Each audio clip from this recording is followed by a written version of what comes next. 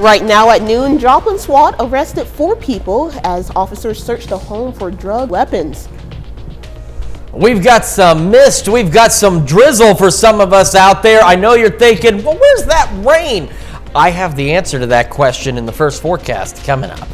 And a Joplin-based nonprofit is helping local women in need get free mammograms. The 4 states' most watched news starts now. Authorities in Joplin yesterday arrested 4 people after searching a home and finding drugs and weapons. This is KOAM News at Noon. I'm Amber Jenkins.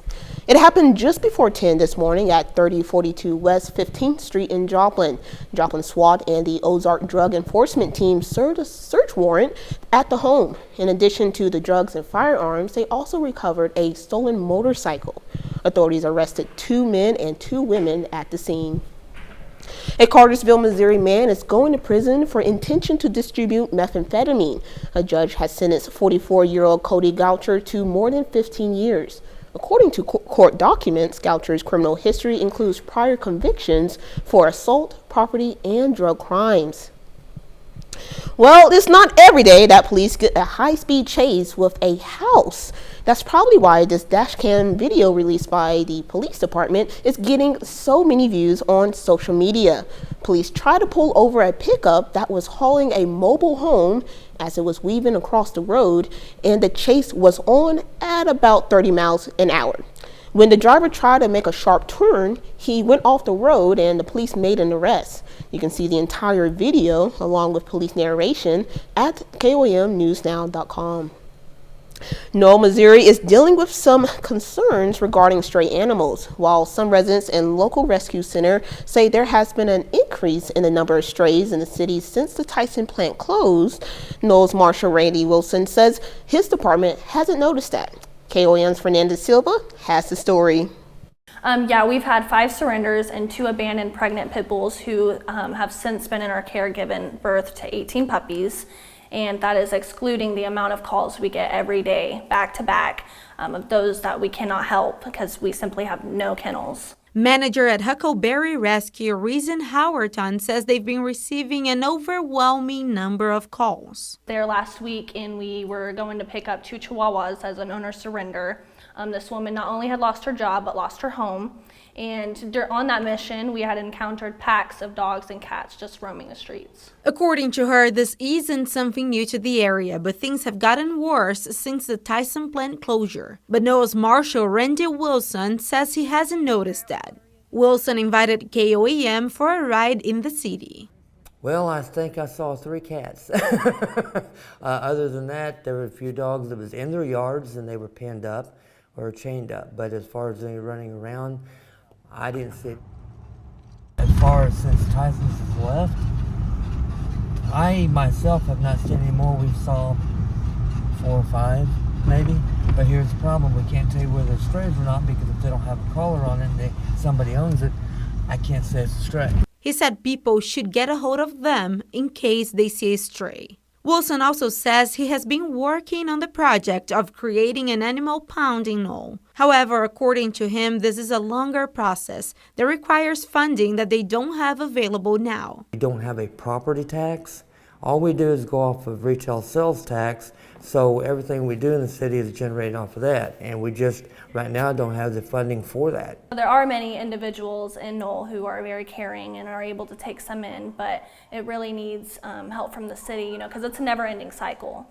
There are just dogs left and right who don't have anybody. In Knoll, Fernanda Silva, KOAM News. We tried reaching out to Knoll city leaders, but they were unavailable for comments today. Huckleberry Rescue is also offering help to some families who don't currently have the resources to feed their dogs and cats. They will also be offering a low-cost 2-day spay-neuter clinic. For more information, go to our website, KOAMnewsnow.com. Well, we've got some drizzle out there across the area. Now, the drizzle does not really show up on the radar.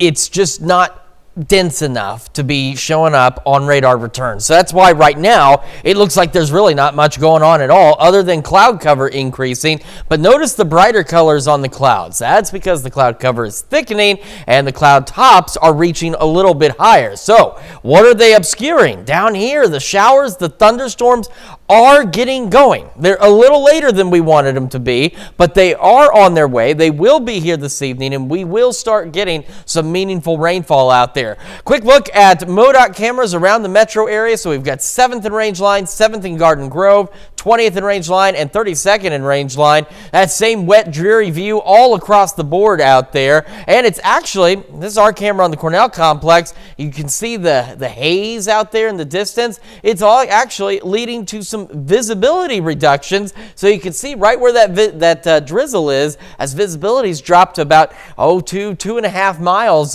for some of us. Yesterday started the day at 38, made it up to 62, so our low not much above average, but our high almost 10 degrees above average, sitting at 51 both Joplin and Pittsburgh right now with that drizzle. The rain's going to move in, I promise it is. We're going to take a look at that, plus how the weekend is shaping up in the full forecast here in just a few more minutes. Amber?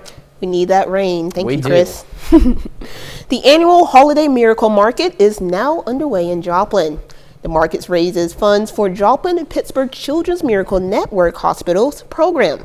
Products available include custom jewelry, handmade gifts, arts, and more. It's being held at Freeman West on 32nd Street. You can check it out today until 7 p.m. It's open tomorrow from 7 a.m. until 1 p.m. A Joplin-based nonprofit is helping local women in need to get free mammograms. Hope for You Breast Cancer Foundation yesterday donated a check worth $7,500 to Freeman Health System. Now that money will provide free mammograms to women who are underinsured or don't have insurance at all. It's a tradition dating back 14 years that officials say make a world of a difference.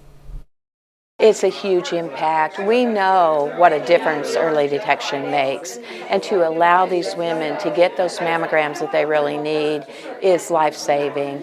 And you know, I love what the foundation does because they're helping women they've never met, they'll probably never meet, but they have a camaraderie because they, for the most part, have been through breast cancer. They know it can be very frightening. They know it can be very life-altering. In the past 14 years, Hope for You's donations have provided more than 2,000 free mammograms for women. The Spiva Center for the Arts in Joplin is showcasing the work of some local artists. The center today hosted the opening reception of its Happy Walls exhibit. It features pieces made by residents with disabilities through a partnership with Independent Living Center. Officials say the exhibit makes more than the walls happy. They don't get out of their house very much because they have disabilities and they live independent. We try to help them to live independently in their homes as long as they possibly can. So the first Friday of every month we get them and they get to come here and they get to have an art class. And so we decided this year we're going to show it off and we're going to have Happy Walls here at the Spiva Center at this beautiful building. The art looks good and some of the pieces I liked, and they remind me of a lot of things. The exhibit is expected to be up the next few weeks. Well, that's a look at today's top stories and weather in your first 7 minutes. Coming up on the KOAM News at Noon, the U.S. Secretary of State is in the Middle East negotiating peace. And later, we're making skillet sausage and cabbage in the Mr. Food test kitchen. Secretary of State Anthony Blinken is in the Middle East meeting with Israeli and Palestinian leaders to discuss the ongoing hostage exchange and peace process. Hamas is expected to release more hostages today. American and regional diplomats are hoping to extend the ceasefire in Gaza to get more out. The negotiations come as gunmen opened fire on Israelis at the bus stop in Jerusalem. CBS Ian Lee reports. Hamas handed over 16 more hostages last night, including 49-year-old Israeli-American Liet Benin, who immediately called her family. Secretary of State Anthony Blinken is in Israel today trying to get more hostages out of Gaza. From day one, we have been focused relentlessly on trying to secure the release of hostages. For its part, Israel has freed more than 200 Palestinians from its prisons. Many are teenagers. Hamas tells CBS News it's willing to provide evidence that hostages Shiri Bibas and her 10-month-old and 4-year-old sons were killed in an Israeli airstrike in Gaza. Israel Defense Forces say they're investigating. Hamas is still holding roughly 140 people. Dozens of others have made it home. I'm just grateful that they're here. Moran Aloni describes how his 3-year-old twin nieces were forced to whisper in captivity. Now back with family, they're playing again. For me, it meant that they chose life, even if they don't know it.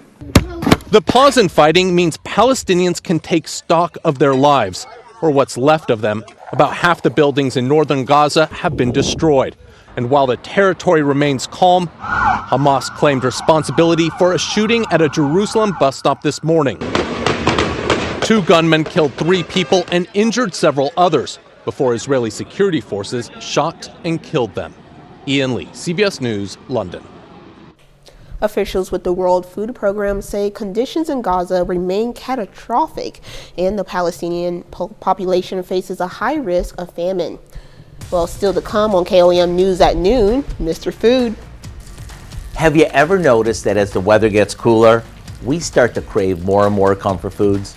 If so, stick around, because today's recipe is comfort at its best.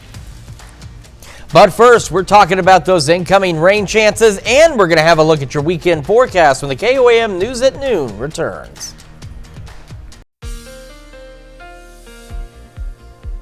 Welcome back to the KOAM News at Noon. So we are waiting on actual rainfall. Now, I know for some of you, you're sitting there going, what do you mean actual rainfall? It is raining. Well, actually, it's technically just drizzle, and that doesn't even show up on the Skywatch Storm Tracker. Take a look. Looks like there's almost nothing happening. However, we have visual proof that there is something happening. Now we move this back across Oklahoma. Here's those showers and thunderstorms we talked about this morning.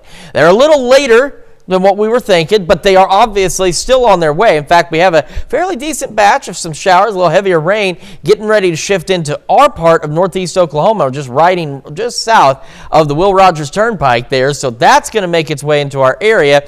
So as we go through the day, we're going to see those scattered showers continue, and then by the evening, say after 5 o'clock or so, that's where we're going to see the better chances for actual thunderstorm activity across the area. No severe weather, as we've emphasized, but thunderstorms with a decent amount of rain, and these will continue. Now they're just kind of scattered by 2 o'clock tomorrow morning, but a few of them out there. And then our Friday is just simply going to be isolated to widely scattered showers, and those will continue across the areas we head into Friday evening before they do eventually begin to clear out for us. A quick look outside. These are MoDOT cameras around the Joplin metro area. Drizzle on every last one of them. Cloudy, wet roadways out there, so do watch out. But the other thing is if you look, especially here from 7th and Garden Grove, you got a clear line of sight there, or even at 20th and Range Line, there's a bit of a haze with this. Our camera on the Cornell complex showing that as well. Amber said she just went outside, and the drizzle is actually somewhat heavy here at the station.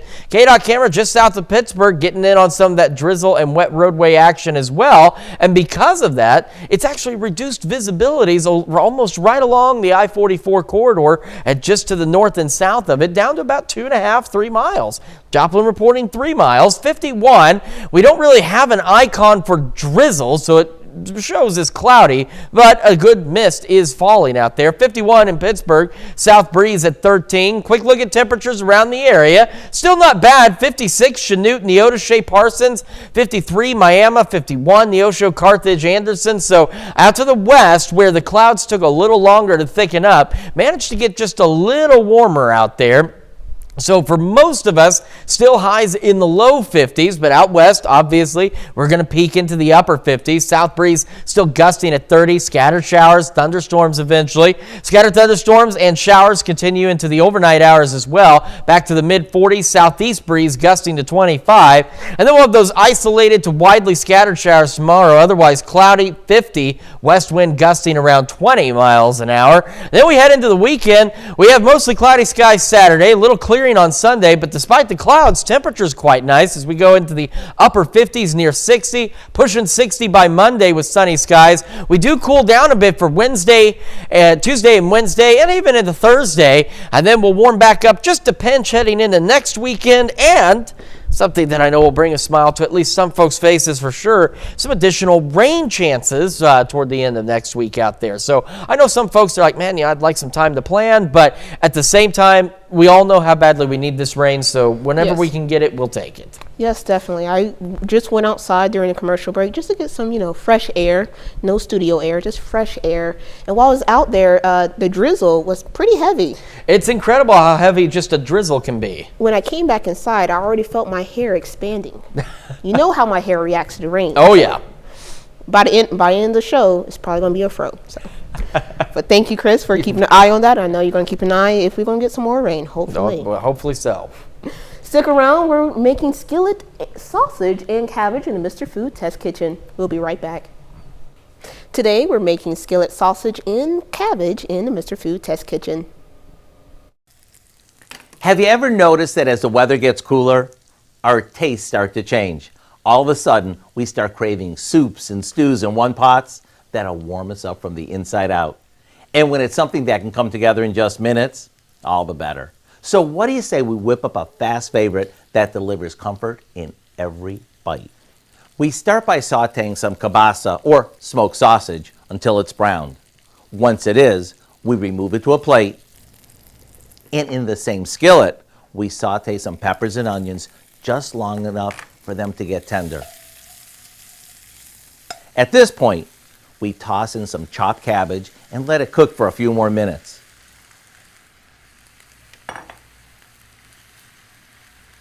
Then we add our sausage back in, along with some chicken broth, caraway seeds, and a bit of salt and pepper. While this simmers and everything gets nice and tender, it's time to call the troops to the table. See, I told you this dish had comfort written all over it. Between the sausage and all the veggies, this one is sure to fill you up. To get the recipe for this one-pan wonder, all you have to do is go to our website and look for skillet sausage and cabbage. I know you'll be glad you did. I'm Howard in the Mr. Food Test Kitchen, where today we found a warm and comforting way for you to say, ooh, it's so good. You can find this recipe along with a lot more good food from the Mr. Food Test Kitchen online. Just go to our website at KOAMnewsnow.com. Now here's a look at the 4-state market prices.